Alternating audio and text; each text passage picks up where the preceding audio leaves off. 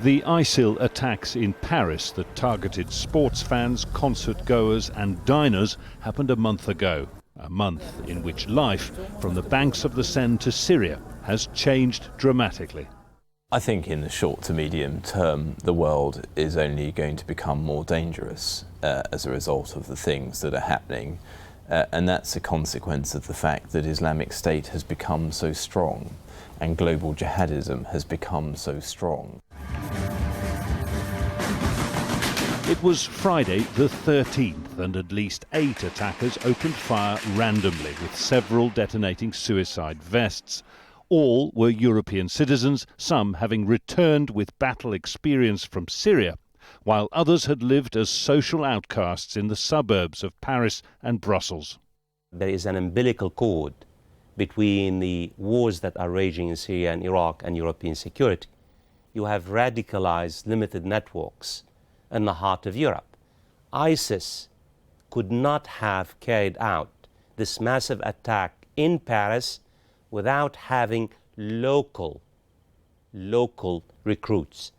Paris followed a string of ISIL attacks on civilian targets, including the bombing of a Russian passenger jet over Egypt that killed 224 people exactly a fortnight earlier.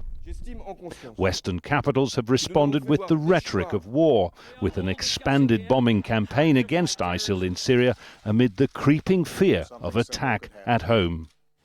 The Western powers will not send boots on the ground to Syria and Iraq. This means that the response is, in terms of rhetoric, basically vocal.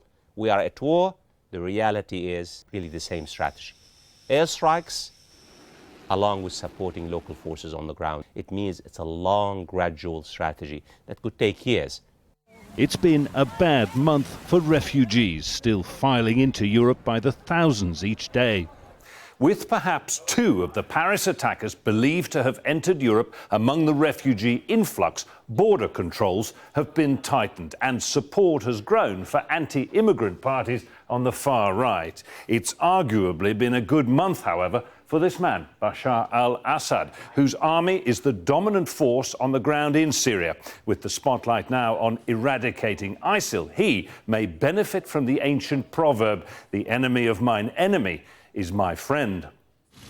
Above all, the emerging coalition between Western countries and Assad ally Russia against ISIL in the wake of the Paris attacks has signalled a new reality, a constant threat to innocent life from Washington to Moscow, possibly for years to come.